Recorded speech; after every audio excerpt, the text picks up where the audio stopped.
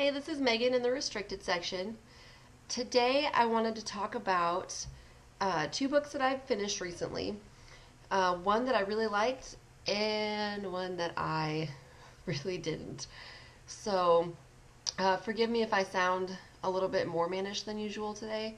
I'm fighting off a cold, so bear with me a little bit. The book that I really liked is called A Thousand Naked Strangers by Kevin Hazard. I don't have a physical copy of this book, so please forgive me for this, but this is what the cover looks like. I actually heard about this book when I was listening to NPR. I heard an interview by Terry Gross with the author, Kevin Hazard, and I thought it sounded super interesting, and hearing him talk about his book really kind of really did it justice, and it kind of sparked my interest. So I decided to check it out. It is a memoir about his experiences as a paramedic in Atlanta. Um, and I really enjoyed it. He talks about how he got into wanting to be a paramedic. He kind of just stumbled into it a little bit. And then he talks about his, kind of learning the ropes and being really scared at first and, not knowing what the hell he was doing. And then kind of growing into it. And he talks about, obviously a lot of the calls that he went on and the patients that he treated and those kind of situations. But he also really talks about his emotional development throughout his career. So he kind of talks about where he was emotionally when he began, when he went to school to be an EMT and all that. And then he is really honest and open about his feelings of burnout throughout his time as a paramedic, because it is a very demanding job and you deal with a lot of crazy shit. And so he talks about just kind of becoming so desensitized to it. And I thought that was really fascinating, and I really enjoyed how open he was about that. One thing I thought was really cool as I was reading the book was that it reminded me of my dad. My dad was a firefighter for like 20 some odd years. I think it was like 23 years or something like that. And in that field, comes with a very specific sense of humor, I think. It's a very like weathered, jaded, kind of morbid, dark fucking sense of humor.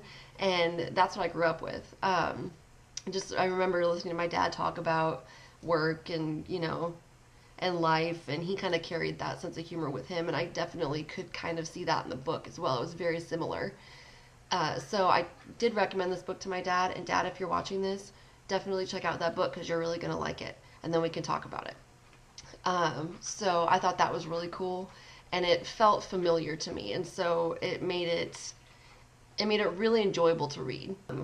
So yeah, I gave that book 4 out of 5 stars on Goodreads. I definitely recommend it. If I can find the link to the NPR story, the NPR interview, I'm going to go ahead and post that down below, because I feel like that interview does a much better job of doing that book the justice that it deserves. And so if you're interested at all in that, please check it out. The next book I'm going to talk about is the book I really didn't. And I went into this book feeling very excited about it. I thought it sounded fucking cool, and it was just kind of a letdown. So that book is called Stiff by Mary Roach. It talks about what happens to cadavers when they are donated to science. So I thought it would be really awesome. I like anything, I like science books. I like, anything really kind of related to the medical field. I'm a little bit dark and morbid, whatever. So I thought that book would be right up my alley. I was really excited about it. And the actual subject matter in the book is pretty interesting. And I'm really jealous of some of the places that Mary Roach got to go to write this book. So she went to the Body Farm in Knoxville, Tennessee, which is really awesome. It's actually, it's exactly what it sounds like. If you donate your body to the Body Farm, they put it outside in various different, conditions, buried, not buried, in the trunk of a car, whatever, and they just watch it decompose. And then they use that information to help with like criminal investigations. If there's a murder case and they find a body that's been in a trunk, what happens at the Body Farm will help them ascertain how long that body may have been there. So she gets to go there, which is awesome. And she talks about, my favorite chapter in the book talked about how the bodies of plane crash victims can actually help determine the cause of the crash. So if the black box is damaged or if they can't find the black box, they can examine the bodies and the injuries on those bodies, and it will help figure out, you know, if there was a fire, if there's an explosion, whatever. So that was really cool.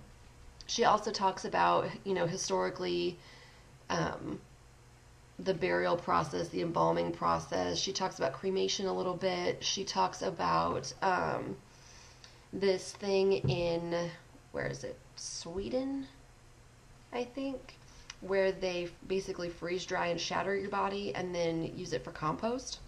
Which I think at the time that she wrote the book, it was in process. They were working on making that a thing. I don't know if it ever became a thing, but it sounded pretty cool to me. Whatever. So that was all super fascinating and I really liked it. My problem with the book was the writing style. Um, she tries to be really witty and quippy and funny, which I can appreciate because in a book like that, you definitely want to temper it with humor because it is pretty morbid. And it is kind of a subject that people might shrink back from or flinch or cringe at. So you want to use humor, and that's awesome. I just really didn't like the way she did it. I don't know, it just didn't really translate to me. She seemed like way too interested in the shock factor and in the gross out factor. She kind of seemed like a tourist to me. And her jokes I didn't feel like her humor enhanced the story. I felt like it took away from it. I felt like she would kind of rabbit trail on what she felt like was a humorous anecdote or, you know, like a little offhanded quippy comment, but it would interrupt the flow of the book. So it's kind of like if you're working really hard at your desk and you're really concentrating and then somebody knocks on the door of your office. That's kind of what I felt like her humor did in the book. Um, Maybe I don't have a sense of humor. This book got really good reviews. It's a New York Times bestseller. Maybe it's me. I don't know. But I personally, it just didn't really translate for me very well. So I was not a fan. I gave the book 2 out of 5 stars on Goodreads, and that is because I felt the subject matter was super interesting, and I felt like the subject matter deserved at least a couple of stars. So I thought that book was, I mean, at least, you know, worth a try. So check that book out, see what you think. Maybe you'll like it better than I did. So Sue and I are planning on posting another video together within the next few days, probably the next 2 or 3 days. I think we're going to film it tomorrow morning. We're going to be talking about The Road by Cormac McCarthy. So check out that video when it comes up. I'm pretty excited about it. Love hanging out with her. And definitely subscribe to our channel. Thanks for watching. Bye.